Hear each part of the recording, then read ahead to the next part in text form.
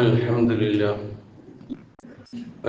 لله نحمده ونستعينه ونؤمن به ونتوكل عليه ونعوذ بالله من شرور أنفسنا ومن سيئات أعمالنا من يهده الله فلا مضل له ومن يضلل فلا هادي له وأشهد أن لا إله إلا الله وحده لا شريك له وأشهد أن محمدا عبده ورسوله أرسله بالهدى ودين الحق ليظهره على الدين كله ولو كره المشركون اللهم صل على محمد وعلى آل محمد كما صليت على إبراهيم وعلى آل إبراهيم وبارك على محمد وعلى آل محمد كما باركت على إبراهيم وعلى آل إبراهيم إنك حميد مجيد أما بعد فإن خير الكلام كلام الله وخير الهدي هدي محمد صلى الله عليه وسلم وشر الأمور محدثاتها وكل محدثة بدعة وكل بدعة ضلالة وكل ضلالة في النار يا أيها الذين آمنوا اتقوا الله حق تقاته ولا تموتن إلا وأنتم مسلمون يا أيها الناس اتقوا ربكم الذي خلقكم من نفس واحدة وخلق منها زوجها وبث منهما رجالا كثيرا ونساء واتقوا الله الذي تساءلون به والأرحام إن الله كان عليكم رقيبا يا أيها الذين آمنوا اتقوا الله وقولوا قولا سديدا يصلح لكم أعمالكم ويغفر لكم ذنوبكم ومن يطع الله ورسوله فقد فاز فوزا عظيما أعوذ بالله من الشيطان الرجيم بسم الله الرحمن الرحيم ووصينا الإنسان بوالديه حملته أمه وهنا على وهن وفصاله في عامين أن اشكر لي ولوالديك إلي المصير وإن جاهداك على أن تشرك بي ما ليس لك به علم فلا تطعهما وصاحبهما في الدنيا معروفا واتبع سبيل من أناب إلي ثم إلي مرجعكم فأنبئكم بما كنتم تعملون സഹോദരന്മാരെ സഹോദരികളെ, ജീവിതത്തിന്റെ എല്ലാ മേഖലകളിലും അള്ളാഹുവിന്റെ വിലക്കുകൾ പാലിച്ചുകൊണ്ട് ജീവിക്കുവാൻ കൽപ്പിക്കപ്പെട്ടവരാണ് ഞാനും നിങ്ങളും എന്നുണർത്തുന്നു. നാം ഏവരെയും അല്ലാഹു സുബ്ഹാനഹു വ തആല മുത്തഖികളായി ജീവിക്കുവാനും മരണപ്പെടുവാനും അനുഗ്രഹിക്കുമാറാകട്ടെ എന്ന് പ്രാർത്ഥിക്കുകയും ചെയ്യും. വിശുദ്ധ ഖുർആനിലെ 31-ാമത്തെ അധ്യായം ലുഖ്മാൻ, അതിലെ 2 വചനങ്ങൾ 14-15 വചനങ്ങളാണ് ഞാൻ ഓതി വെച്ചത്. വവസ്സൈനൽ ഇൻസാന, മനുഷ്യനോട് നാം അനുശാസിച്ചിരിക്കുന്നു, ബിവാലിദൈഹി, അവന്റെ മാതാപിതാക്കളെ സംബന്ധിച്ചു, ഹമലത്തുഹു ഉമ്മുഹു വഹ്നൻ അലാ വഹ്നിൻ, ക്ഷീണത്തിന് മേൽ ക്ഷീണം അനുഭവിച്ചുകൊണ്ട് അവന്റെ മാതാവ് അവനെ ഗർഭം ധരിച്ചു. വഫിസാലുഹു, അവന്റെ മുലകുടി കാലം അവസാനിക്കുന്നത് ഫി ആമൈൻ, 2 വർഷം കൊണ്ടാണ്. അനിഷ്കുർ ലീ, എനിക്ക് നീ നന്ദി ചെയ്യുക, എന്നോട് നീ നന്ദിയുള്ളവനാവുക. വലിവാലിദൈക, നിന്റെ മാതാപിതാക്കളോടും നന്ദിയുള്ളവനാവുക. ഇലയ്യൽ മസീർ, എന്നിലേക്കാകുന്നു മടക്കം. വഇൻ ജാഹദാക, നിന്റെ മാതാപിതാക്കൾ നിന്നോട് നിർബന്ധിച്ചാൽ, അലാ അൻ തുശ്രിക ബി മാ ലൈസ ലക ബിഹി ഇൽമുൻ, നിനക്ക് യാതൊരു അറിവുമില്ലാത്തവയെ എന്നോട് പങ്കു ചേർക്കാൻ, ശിർക്ക് ചെയ്യാൻ നിന്റെ മാതാപിതാക്കൾ നിന്നോട് കൽപ്പിച്ചാൽ, ഫലാ തുതിഉഹുമാ, അത് അവർ പറയുന്നത് നീ അനുസരിക്കരുത്. അവർ രണ്ടുപേരെയും അക്കാര്യത്തിൽ നീ അനുസരിക്കരുത്. വസാഹിബുഹുമാ ഫിദ്ദുനിയാ മഅറൂഫ, എന്നാൽ ഇഹലോക ജീവിതത്തിൽ അവരോടുള്ള പെരുമാറ്റം ഏറ്റവും നല്ല നിലയിലുള്ളതായിരിക്കണം. വത്തബിഅ സബീല മൻ അനാബ ഇലയ്യ, എന്നിലേക്ക് ഖേദിച്ച് മടങ്ങുന്നവരുടെ മാർഗം നീ പിൻപറ്റുകയും ചെയ്യുക. ഇലയ്യ മർജിഉക്കും, നിങ്ങളുടെ എല്ലാവരുടെയും മടക്കം എന്നിലേക്കാണ്. ഫഉനബ്ബിഉക്കും, നിങ്ങൾക്ക് ഞാൻ പറഞ്ഞു തരും, വിവരിച്ചു തരും. ബിമാ കുന്തും തഅമലൂൻ, നിങ്ങൾ എന്തൊക്കെയാണ് ഇവിടെ പ്രവർത്തിച്ചു കൂട്ടിയത് എന്ന് നിങ്ങൾക്ക് ഞാൻ പറഞ്ഞു തരും. ഇതാണ് ഈ 2 വചനങ്ങളുടെ സാരം. ഇതേ ആശയം 46-ാം അധ്യായമായ അഹ്ഖാഫിലെ 15-ാമത്തെ വചനത്തിലും കാണാം. വാക്കുകളുടെ വ്യത്യാസങ്ങളുണ്ട്, ആശയം ഒന്ന് തന്നെ. വവസ്സൈനൽ ഇൻസാന, മനുഷ്യനോട് നാം അനുശാസിച്ചിരിക്കുന്നു. ബിവാലിദൈഹി ഇഹ്സാന, അവിടെ ഒന്നുകൂടി കാര്യം ക്ലിയറായി പറയുന്നുണ്ട്. മാതാപിതാക്കളോട് നല്ല നിലയിൽ പെരുമാറണമെന്ന് നാം കൽപ്പിച്ചിരിക്കുന്നു.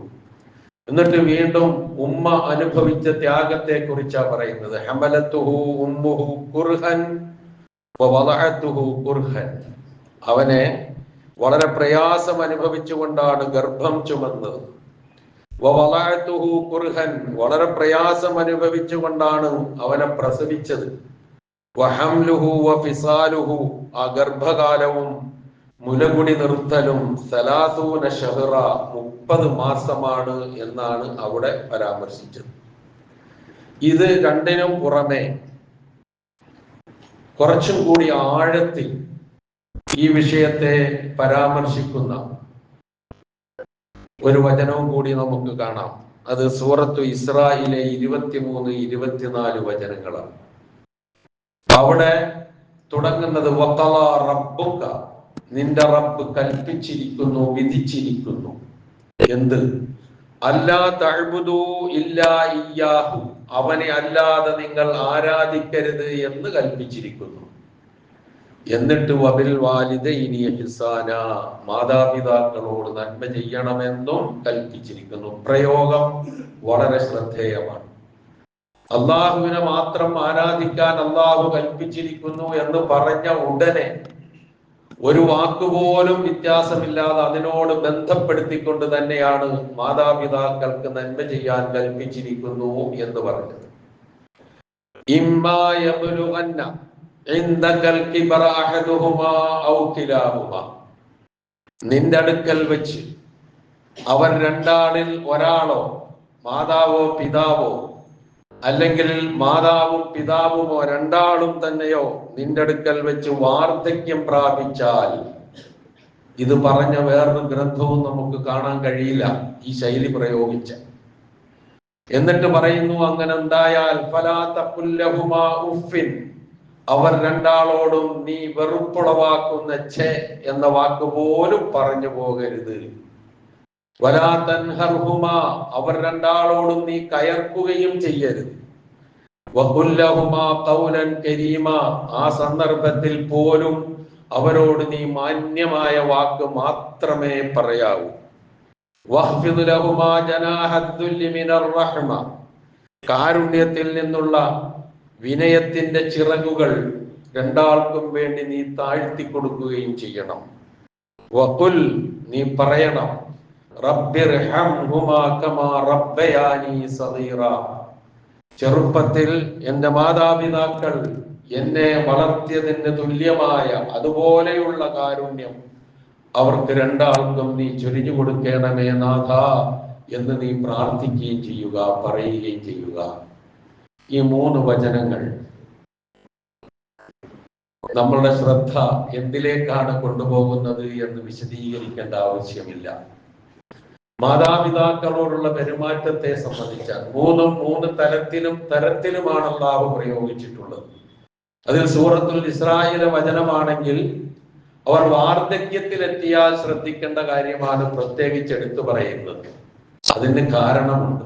കാരണം മാതാപിതാക്കൾ ആരോഗ്യമുള്ള സന്ദർഭത്തിൽ അവരെ അനുസരിക്കുകയും അവർ പറയുന്നത് കേൾക്കുകയും അവരോട് ഒട്ടിച്ചേർന്ന് നിൽക്കുകയും ചെയ്തിട്ടില്ലെങ്കിൽ ഉണ്ടാകാവുന്ന ഭവിഷ്യത്തുകൾ മനസ്സിലാക്കാൻ കഴിയും.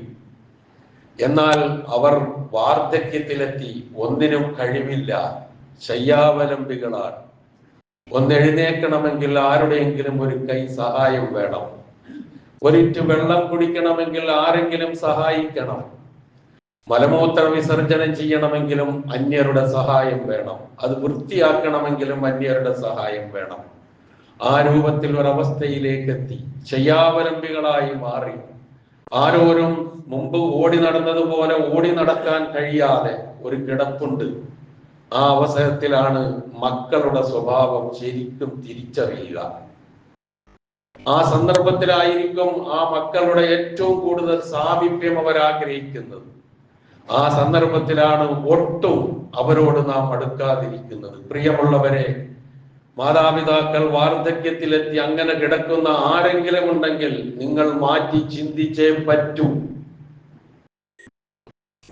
നമ്മൾ നമസ്കരിക്കുന്നു, നോമ്പ് പിടിക്കുന്നു, സുന്നത്ത് നമസ്കാരങ്ങൾ പോലും ഒരു വീഴ്ചയും വരുത്താതെ നിർവഹിക്കുന്നു, ദാനധർമ്മങ്ങൾ ചെയ്യുന്നു, ഒരുപാട് ഒരുപാട് ഒരുപാട് നല്ല കാര്യങ്ങൾ പ്രവർത്തിക്കുന്നു.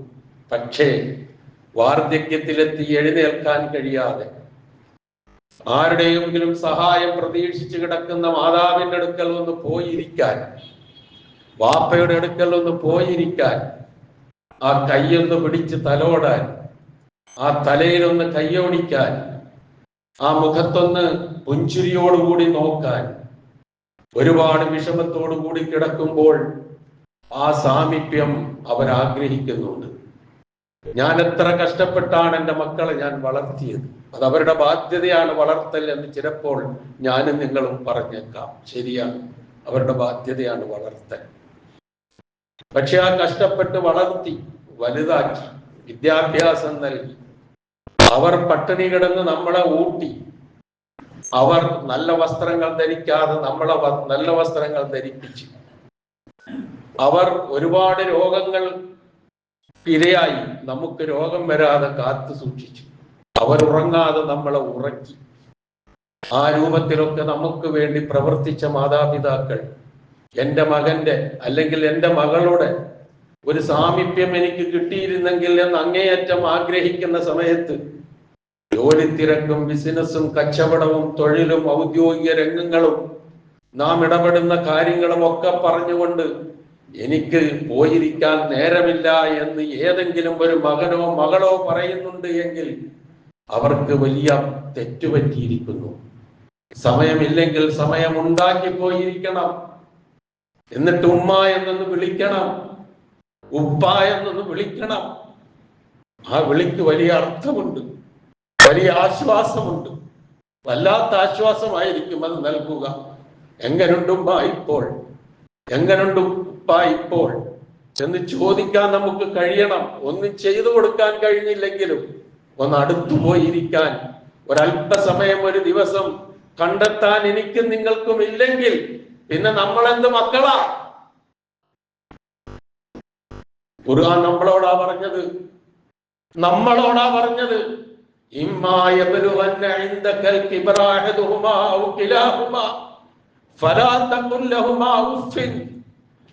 എന്താ ഉമ്മായി കാണിക്കുന്നേ, എന്താ വാപ്പായി കാണിക്കുന്നേ എന്ന് ചോദിക്കുന്ന സമയം അതാണ്. അതുകൊണ്ടാണ് ആ സമയത്ത് അങ്ങനെ പറയരുത് എന്ന് പറഞ്ഞത്. എന്നിട്ട് നാം പറയുന്നുണ്ടെങ്കിൽ നമ്മളുടെ പരലോകത്തെ കുറിച്ച് നമ്മൾ ഒരുപാട് ആലോചിക്കേണ്ടി വരും. കാരണം അവരുടെ തൃപ്തിയിലാണ് അള്ളാഹുവിന്റെ തൃപ്തി, അവരുടെ കോപത്തിലാണ് അള്ളാഹുവിന്റെ കോപം. മാതാപിതാക്കളിൽ നമ്മൾ ഏറ്റവും കൂടുതൽ അടുക്കേണ്ടതും അടുത്തിടപഴകേണ്ടതും ഒരുപാട് നമ്മളുടെ ആദരവിനും അംഗീകാരത്തിനും നമ്മളുടെ നല്ല പെരുമാറ്റത്തിനും സഹവാസത്തിനും ഏറ്റവും കൂടുതൽ അർഹതയുള്ളത് നമ്മളുടെ ഉമ്മയാണ്. അതിനവർക്ക് അർഹതയുണ്ട്, അവകാശമുണ്ട്. നബി സല്ലല്ലാഹു അലൈഹി വസല്ലം എടുക്കൽ ഒന്നും നമുക്ക് അറിഞ്ഞുകൂടാത്തതല്ല, എല്ലാം അറിയാം. അത് തന്നെയാണ് നമ്മളുടെ തകരാറ്. നബി സല്ലല്ലാഹു അലൈഹി വസല്ലമയുടെ അടുക്കൽ ഒരു മനുഷ്യൻ വന്നുകൊണ്ട് ചോദിക്കുകയാണ്, അള്ളാഹുവിന്റെ റസൂലെ, എന്റെ ഏറ്റവും നല്ല പെരുമാറ്റത്തിന് ഏറ്റവും അർഹതയുള്ളത് ആരാണ്? ജനങ്ങളിൽ ആരാണ്? ചോദ്യം അതാണ്. മൻ അഹബ്ബുൻ നാസി, ജനങ്ങളിൽ ഏറ്റവും അർഹതയുള്ളത് ആരാണ്? ബിഹുസ്നി സഹാബത്തി, എന്റെ ഏറ്റവും നല്ല പെരുമാറ്റത്തിന് ഉടൻ വന്നു കാരുണ്യത്തിന്റെ പ്രവാചകന്റെ മറുപടി, ഉമ്മുക, നിന്റെ ഉമ്മ. അപ്പൊ അദ്ദേഹം വീണ്ടും എടുത്ത് ചോദിച്ചു, സുമ്മമൻ, പിന്നെ ആരോടാണ്? വീണ്ടും വന്നു പ്രവാചകന്റെ മറുപടി, ഉമ്മുക, നിന്റെ ഉമ്മ. മൂന്നാമതും ചോദിച്ചു, സുമ്മമൻ, പിന്നെ ആരോടാണ്? പ്രവാചകന്റെ മറുപടി വന്നു, ഉമ്മുക, ഒന്നും രണ്ടും മൂന്നും നിന്റെ ഉമ്മയാണ്. നാലാമത്തെ ചോദ്യം വന്നു, സുമ്മമൻ, പിന്നെ ആരോടാണ്? അപ്പൊ പറഞ്ഞു, അബൂക, നിന്റെ വാപ്പ. കാരണം വാപ്പയ്ക്ക് ഉമ്മയ്ക്ക് അർഹതയുള്ള 3 കാര്യങ്ങൾ വാപ്പയ്ക്കില്ല. അതുകൊണ്ടാണ് ഉമ്മയ്ക്ക് ആ 3 പദവിയും കൊടുത്തത്. ഗർഭം ചുമക്കുക, പ്രസവിക്കുക, പാലൂറ്റി വളർത്തുക. ഏത് കൊമ്പനായ വാപ്പയാണെങ്കിലും ഇത് 3 ഉണ്ടാവില്ല. ഇത് 3 വളരെ നിസ്സാര എന്ന് കരുതുന്ന, അല്ലെങ്കിൽ നമ്മുടെയൊക്കെ വീക്ഷണത്തിൽ ഒന്നുമല്ല എന്ന് കരുതുന്ന നമ്മളുടെ മാതാവിന് മാത്രമേ ഉള്ളൂ. അതുകൊണ്ടാണ് 1, 2, 3 സ്ഥാനം ഉമ്മക്ക് കൊടുക്കാൻ പറഞ്ഞത്. അതായിരിക്കണം ഉമ്മയോടുള്ള പെരുമാറ്റം. അപ്പൊ ഉമ്മ ശയ്യാവലംബിയായി കിടന്നാലോ നമ്മൾ പറയും, എനിക്ക് തിരക്കാം. ഇപ്പൊ ചില ആൾക്കാർ എന്താ ചെയ്യാം, വല്ല വൃദ്ധസദനത്തിലേക്കും തള്ളിയിട്ടിട്ട് എത്ര പൈസയാണോ ഓരോ മാസവും അയക്കേണ്ടത് കൃത്യമായി അങ്ങോട്ട് അയക്കും. മറ്റു ചിലരാണെങ്കിൽ കുറച്ചുകൂടി സിമ്പതി കാണിക്കും. എന്താണ് ആ സിമ്പതി? എനിക്ക് നേരമില്ല, അതുകൊണ്ട് ഞാനൊരാളെ ഏൽപ്പിക്കുക. കുറ്റപ്പെടുത്തുന്നില്ല, ഞാനൊരാളെ ഏൽപ്പിക്കുക, ഏൽപ്പിച്ചോ, അവര് നോക്കട്ടെ. പക്ഷേ അപ്പോഴും ഒന്ന് പോകണം. ഞാനൊരാളെ ഏൽപ്പിച്ചിട്ടുണ്ടല്ലോ, അതുകൊണ്ടെല്ലാം ആയി എന്ന് പറഞ്ഞ് ഞാൻ അകന്നു കിടക്കലല്ല വേണ്ടത്. അപ്പോഴും ഞാൻ പോകണം, പോയി അടുത്തിരിക്കണം, സംസാരിക്കണം, മറുപടി കിട്ടുമെങ്കിൽ കേൾക്കണം, സലാം പറയണം, അടുത്തിരുന്ന് പ്രാർത്ഥിക്കണം. അതൊക്കെ വലിയ ആശ്വാസമാണ് ആ ഉമ്മക്ക് അല്ലെങ്കിൽ ഉപ്പക്ക് നൽകുക. ഇതില്ലാതെ പിന്നെ എന്തൊരു ജീവിതം പ്രിയമുള്ളവരെ നമുക്ക്. നബി സല്ലല്ലാഹു അലൈഹി വസല്ലമയുടെ വചനങ്ങൾ ഇത്തിരി ഗൗരവമാണ്.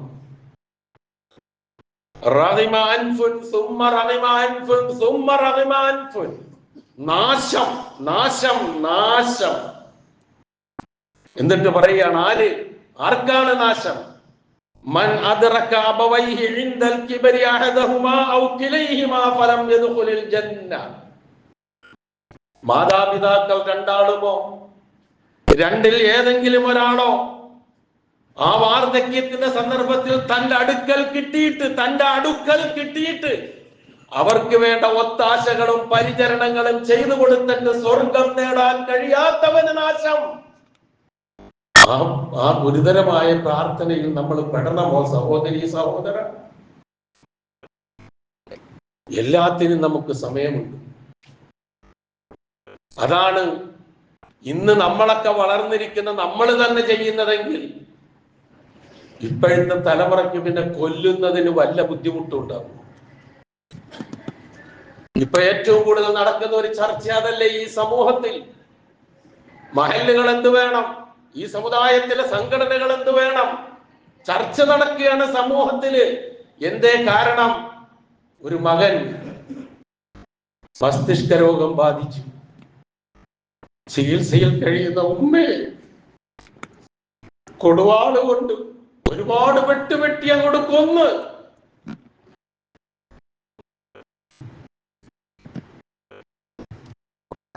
സ്വബോധത്തോടെ ഇത് ചെയ്യാൻ കഴിയില്ല എന്ന് എല്ലാവർക്കും അറിയാം. സ്വബോധത്തോടെ ചെയ്യാൻ കഴിയില്ല.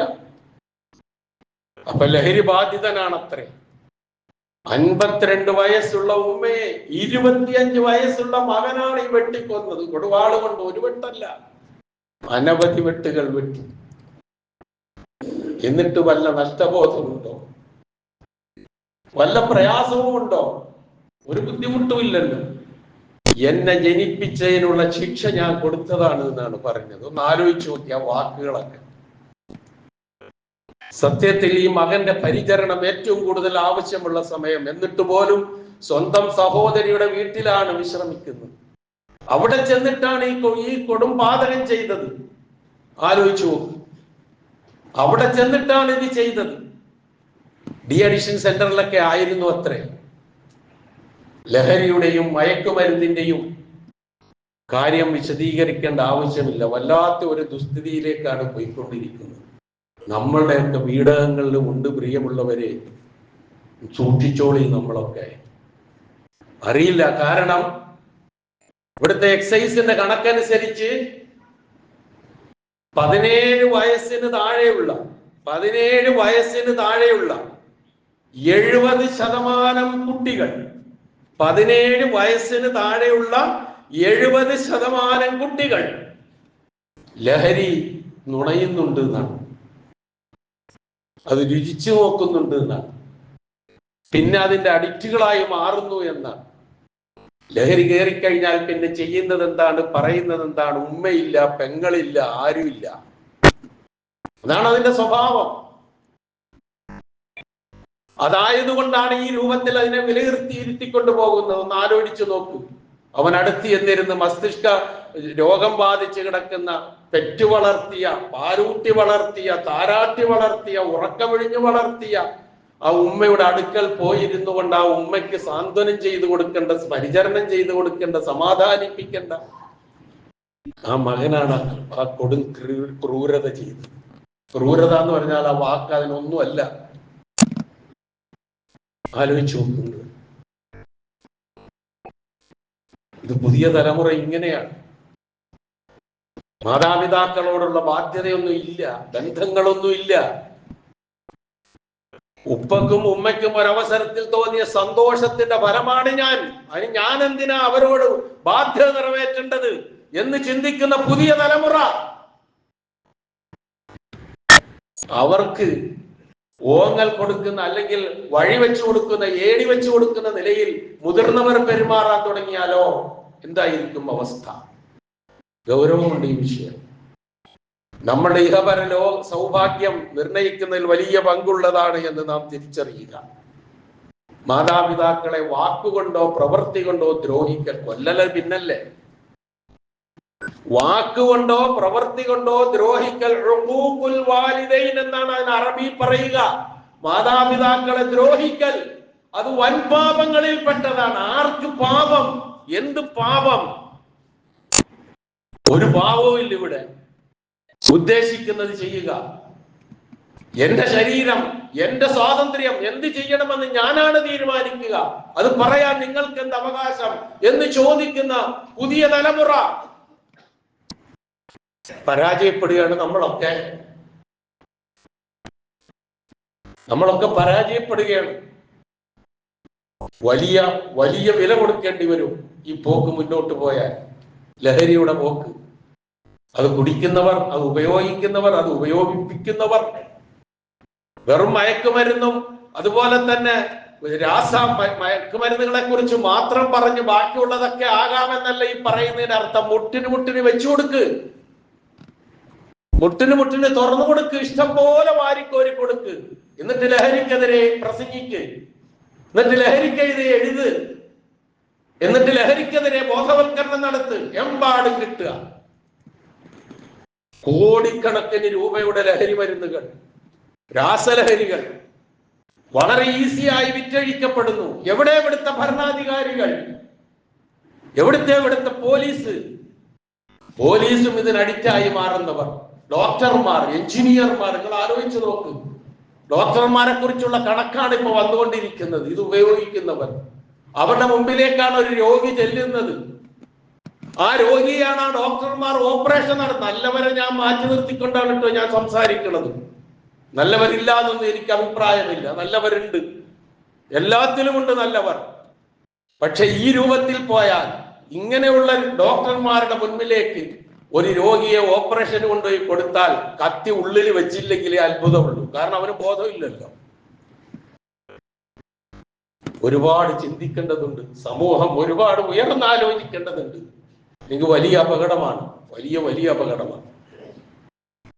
നമ്മളിപ്പോ ഇത് ഒരുപാട് ചർച്ച ചെയ്യുന്നത് ഈ ഒരു സംഭവം കൊണ്ട്. ഇതുപോലുള്ള സംഭവങ്ങൾ മുമ്പും വന്നിട്ടുണ്ട്, ഇത് പുതിയതൊന്നുമല്ല.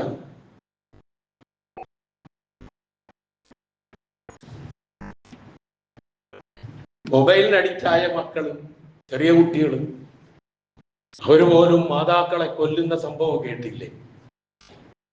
ഒന്നിനും അഡിക്റ്റായി കൂടാ, അതാണ് അതിന്റെ തത്വം.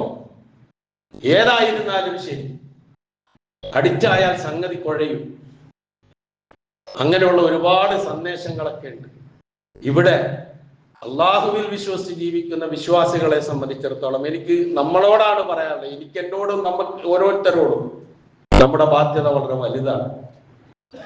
മാതാപിതാക്കളെ വേദനിപ്പിക്കുന്ന ഒരു വാക്കോ പ്രവൃത്തിയോ ഒരിക്കലും നമ്മിൽ നിന്ന് ഉണ്ടാകുന്നില്ല എന്ന് നമ്മൾ ഉറപ്പുവരുത്തണം.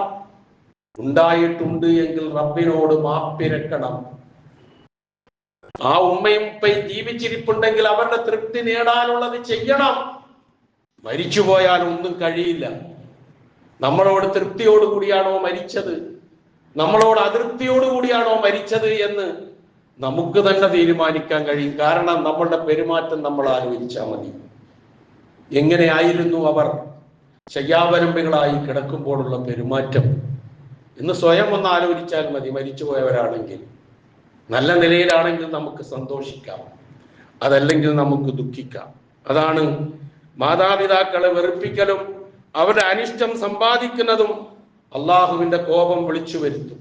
ഓരോ ദിവസവും നബി സല്ലല്ലാഹു അലൈഹി വസല്ലമയുടെ ഒരു വചനത്തിന്റെ സാരം പറയാം.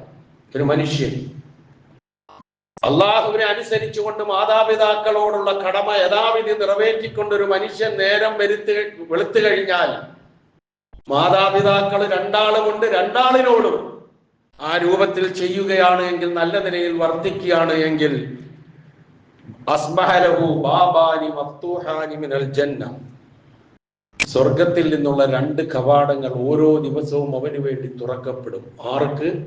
മാതാപിതാക്കളോട് നല്ല നിലയിൽ പെരുമാറുന്നവർ, പ്രത്യേകിച്ച് വാർദ്ധക്യത്തിലെത്തി ഒന്നിനും കഴിയാതെ കിടക്കുന്നവരോട് പ്രത്യേകിച്ച് ഞാൻ അടിവരയിടുക. കാരണം ഖുർആൻ അങ്ങനെയാ പറഞ്ഞത്,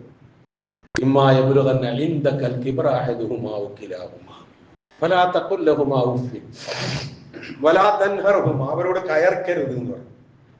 അപ്പോഴേ നടക്കുക. ആരോഗ്യമുള്ളപ്പോ കയർക്കാൻ ചെന്ന വിവരം അറിയും മാതാപിതാക്കളുടെ അടുക്കലേക്ക്. ആരോഗ്യം ക്ഷയിച്ചവർ കിടപ്പിലായി കഴിയുമ്പോൾ എന്തും പറയാൻ ചെയ്യാം. കാരണം ഒരു പക്ഷേ ഇവന്റെ ഏറ്റവും വലിയ എന്താ പറയാ, ഇവന്റെ കാരുണ്യത്തിലായിരിക്കും അവർ ജീവിച്ചുകൊണ്ടിരിക്കുന്നു. മിണ്ടാൻ പോലും പറ്റൂല ചിലപ്പോൾ. ഇതൊക്കെ അനുഭവിച്ചറിയുന്നവരല്ലേ നമ്മൾ വീടുകളിൽ. എന്തിനാ ഞാൻ പറയുന്നത്, എന്തിനാ വിശദീകരിക്കുന്നത്? അങ്ങനെ ആയി മാറിക്കൊണ്ടിരിക്കുകയാണ് കാര്യങ്ങൾ. അതെ, ഇനി മാതാവും പിതാവും രണ്ടാളിൽ ഒരാളെ ഉള്ളുവെങ്കിൽ ഒരു കവാടം തുറന്നിടും അവരോട് നല്ല നിലയിലാണെങ്കിൽ.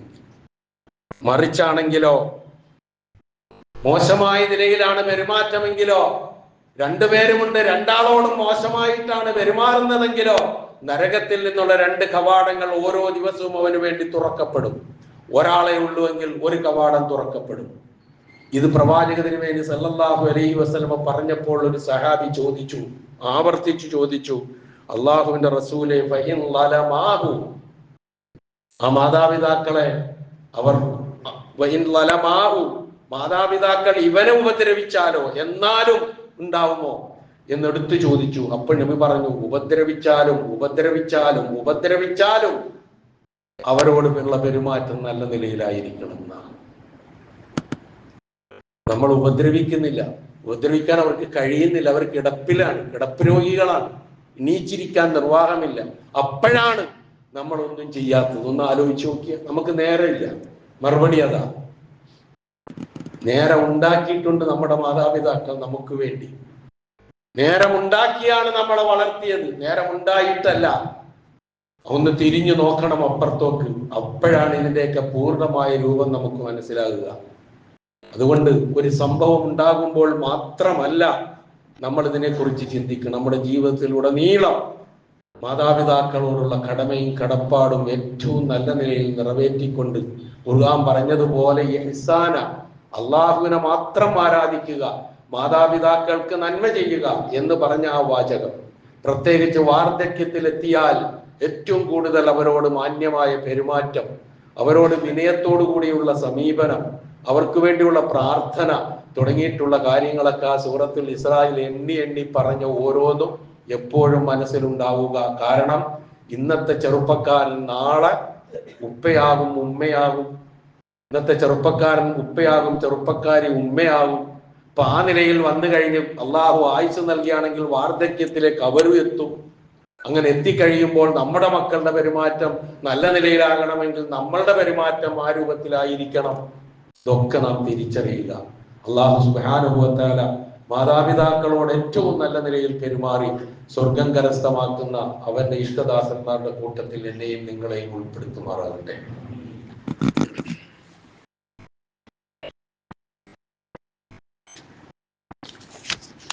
അൽഹംദുലില്ലാഹ് الذي هدانا لهذا وما كنا لنهتدي لولا أن هدانا الله والصلاة والسلام على أشرف الأنبياء والمرسلين وعلى آله وصحبه ومن تبعهم بإحسان إلى يوم الدين أما بعد اتقوا الله عباد الله. ഒരിക്കൽ കൂടി അള്ളാഹുവിന്റെ ആജ്ഞാനുവർത്തികളായി ജീവിക്കുവാൻ ഞാൻ ഉണർത്തുന്നു. ഇതുമായി ബന്ധപ്പെട്ട് ഒന്ന് രണ്ട് സംഭവങ്ങൾ ഒരു ഗൗരവത്തോടു കൂടി മനസ്സിലാക്കാൻ. ബുറൈദ എന്ന് പറയുന്ന സഹാബി പറയുകയാണ്, ഒരിക്കൽ നബി സല്ലല്ലാഹു അലൈഹി വസല്ലമയുടെ അടുക്കൽ ഒരു മനുഷ്യൻ വന്നു. എന്നിട്ട് ചോദിച്ചു, അള്ളാഹുവിന്റെ റസൂലേ, മാംസം നിലത്ത് വീണാൽ അത് വെന്ത് കരിഞ്ഞു പോകുന്ന അത്ര ചൂടുള്ള കഠിനമായ മരുഭൂമിയിലൂടെ ദീർഘമായ സമയം ഞാൻ എൻ്റെ ഉമ്മയെ ചുമലിലേറ്റി നടന്നിട്ടുണ്ട്. ഒരാൾ വന്ന് റസൂലിനോട് പറഞ്ഞതാണ്. വാചകം ശ്രദ്ധിച്ചോ നിങ്ങൾ. ഒരു കഷ്ണം മാംസം നിലത്ത് വീണാൽ അത് വെന്ത് പോകും, അത്ര ചൂടുള്ള മരുഭൂമി. ആ മരുഭൂമിയിലൂടെ ഞാൻ എൻ്റെ ഉമ്മയെ ചുമലിലേറ്റിക്കൊണ്ട് നടന്നിട്ടുണ്ട്, കിലോമീറ്ററുകളോളം, ദീർഘനേരം. എന്നിട്ട് അദ്ദേഹം ചോദിച്ച ചോദ്യം എന്താണെന്നറിയോ? ഫഹൽ അദ്ദൈതു ശുക്രഹ, ഞാൻ ഈ ചെയ്ത പ്രവൃത്തി എൻ്റെ ഉമ്മയോട് ഞാൻ ചെയ്യേണ്ട നന്ദി നിറവേറ്റിയവനാകുമോ ഞാൻ? ഇതാണ് ചോദ്യം. അപ്പൊ നമ്മളൊക്കെ പറയാറില്ല, എൻ്റെ ഉമ്മ ശയ്യാവലംബിയാണ്, പക്ഷെ ഞാൻ നേഴ്സിനെ ഏർപ്പാട് ചെയ്തിട്ടുണ്ട് എന്ന് പറഞ്ഞ് ഞാനും നിങ്ങളൊക്കെ നടക്കണ്ടല്ലോ. ഈ ചോദ്യത്തിന്റെ മറുപടി ഒന്ന് കേൾക്കണം നമ്മൾ. എന്താ റസൂലിന്റെ മറുപടി എന്നറിയോ? റസൂല് പറഞ്ഞു, ലഅല്ലഹു അൻ യകൂന തൽഖത്തിൻ വാഹിദ, പ്രസവ സമയത്ത് നിന്റെ ഉമ്മ നിനക്ക് വേണ്ടി സഹിച്ച വേദനകളിൽ ഒന്നിന് പരിഹാരമായേക്കാം. ആണ് എന്നല്ല പറഞ്ഞത്, ആയേക്കാം. എന്താണ് ആ മറുപടി? മറ്റൊരു സംഭവം, അബ്ദുല്ലാഹ് ഇബ്നു ഉമർ റളിയല്ലാഹു അൻഹു കഅബയുടെ പരിസരത്ത് ഇങ്ങനെ നിൽക്കുകയാണ്. അപ്പൊ ഒരു മനുഷ്യൻ മാതാവിനെ തോളിലേറ്റിക്കൊണ്ട് തവാഫ് ചെയ്യുന്നു കഅബ. നമുക്ക് നടക്കാൻ വയ്യ, ആരോഗ്യ പ്രശ്നമുണ്ട്, അപ്പൊ തോളിലേറ്റിക്കൊണ്ട് തവാഫ് ചെയ്യാം. ഇത് കണ്ടു നിന്ന ഇബ്നു ഉമർ റളിയല്ലാഹു അൻഹുവിനോട് തവാഫൊക്കെ കഴിഞ്ഞതിന് ശേഷം ഈ മനുഷ്യൻ വന്നിട്ട് ചോദിച്ചു, അതറാനി ജസൈതുഹ, ഞാൻ ചെയ്തത് കണ്ടില്ലേ? എന്റെ ഉമ്മ എനിക്ക് വേണ്ടി അനുഭവിച്ച ത്യാഗത്തിന് പരിണിത ഫലമാകുമോ ഇത്? മറുപടിയാകുമോ ഇത്? സേവനത്തിന് ഞാൻ ചെയ്യുന്ന പ്രത്യുപകാരമാകുമോ ഇത് എന്ന് ചോദിച്ചു. ഇബ്നു ഉമർ റളിയല്ലാഹു അൻഹുവിന്റെ മറുപടി, ഇല്ല, വലാ ബിസ്സഫറത്തിൻ വാഹിദ, ലാ വലാ ബിസ്സഫറത്തിൻ വാഹിദ, നിന്റെ ഉമ്മ നിനക്ക് വേണ്ടി ഉതിർത്ത നിശ്വാസങ്ങൾ, ആ നിശ്വാസത്തിന് പോലും പ്രത്യുപകാരമാവില്ല. ഒരു നിശ്വാസത്തിന് നിനക്ക് വേണ്ടി ബുദ്ധിമുട്ടി അനുഭവിച്ച ഒരു നിശ്വാസം ഉണ്ടാവുമല്ലോ ഉമ്മയുടെ, ഒരു സഫറത്ത്, അതിന് പോലും ആവില്ല മോനെ എന്ന് പറഞ്ഞു. നമ്മളൊക്കെ എല്ലാമായി എന്ന് വിചാരിച്ചിങ്ങനെ നടക്കുക മാതാപിതാക്കളുടെ വിഷയത്തിൽ. തന്നെയുമല്ല, മാതാപിതാക്കൾ കരയുന്നതിന് വഴിയൊരുക്കുന്ന എന്തെങ്കിലും നമ്മിൽ നിന്നുണ്ടായാൽ അത് ഉഖൂഖുൽ വാലിദൈനും വൻപാപങ്ങളിൽപ്പെട്ടതുമാണ്. ഒന്നാലോചിച്ചോ, എൻ്റെ ഒരു വാക്ക് എൻ്റെ ഉപ്പയെ കരയിപ്പിച്ചെങ്കിൽ, എന്റെ ഒരു വാക്ക് സുഖമില്ലാതെ കിടക്കുന്ന എന്റെ ഉമ്മയെ കരയിപ്പിച്ചിട്ടുണ്ടെങ്കിൽ പ്രവാചക തിരുമേനി സല്ലല്ലാഹു അലൈഹി വസല്ലം പഠിപ്പിച്ചതായി ഇബ്നു ഉമർ റളിയല്ലാഹു അൻഹു പറഞ്ഞു തരുന്നു, ബുക്കാഉൽ വാലിദൈനി മിനൽ ഉഖൂഖി വൽ കബായിർ. മാതാപിതാക്കൾ കണ്ണീരൊഴുക്കുക എന്നുള്ളത് അവരെ ഉപദ്രവിക്കുന്നതിലും വൻപാപങ്ങളിലും പെട്ടതാകുന്നു. ഒരു നിമിഷം എല്ലാവരും ഒന്ന് നെഞ്ചത്ത് കൈവച്ചുകൊണ്ടൊന്ന് ആലോചിക്കുക, ഞാൻ നിമിത്തം എൻ്റെ ഉമ്മ കരഞ്ഞിട്ടുണ്ടോ? ഞാൻ നിമിത്തം എൻ്റെ വാപ്പ കരഞ്ഞിട്ടുണ്ടോ? അങ്ങനെ ഒരു അവസരം ഉണ്ടാക്കിയിട്ടുണ്ടെങ്കിൽ തിരിയുക അല്ലാഹുവിലേക്ക്. മരിച്ചുപോയ മാതാപിതാക്കളാണെങ്കിൽ നമുക്കൊന്നും ചെയ്യാൻ കഴിയില്ല.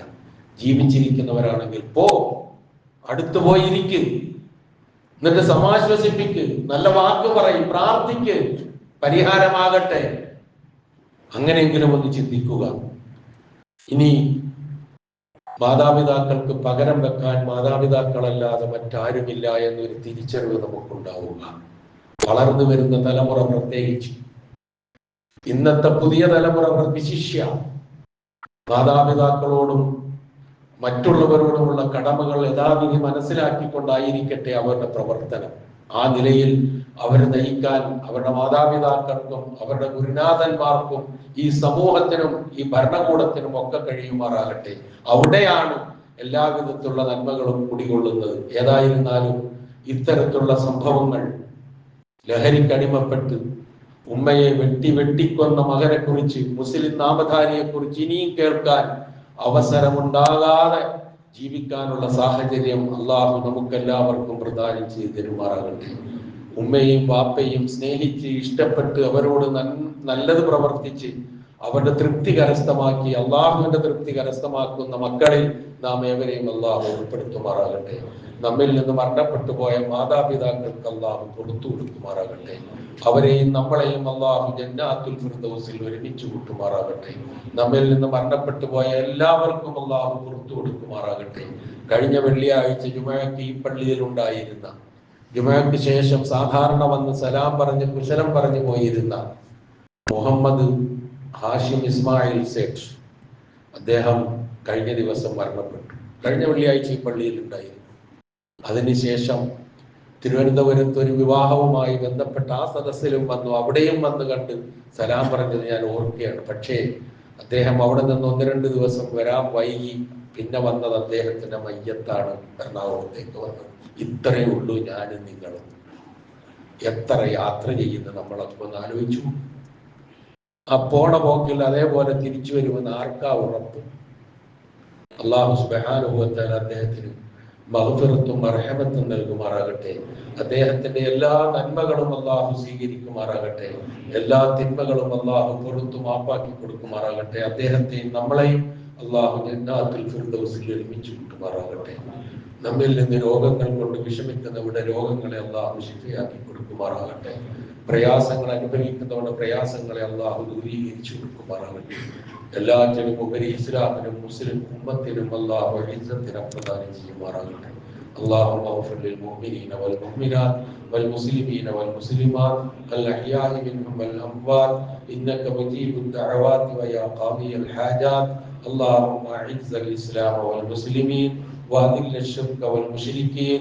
اللهم أعز الإسلام والمسلمين وأذل الشرك والمشركين. اللهم أعز الإسلام والمسلمين وأذل الشرك والمشركين. اللهم أجرنا من النار. اللهم أجرنا من النار. اللهم أجرنا من النار. ربنا اغفر لنا ولإخواننا الذين سبقونا بالإيمان ولا تجعل في قلوبنا غلا للذين آمنوا ربنا إنك رؤوف رحيم.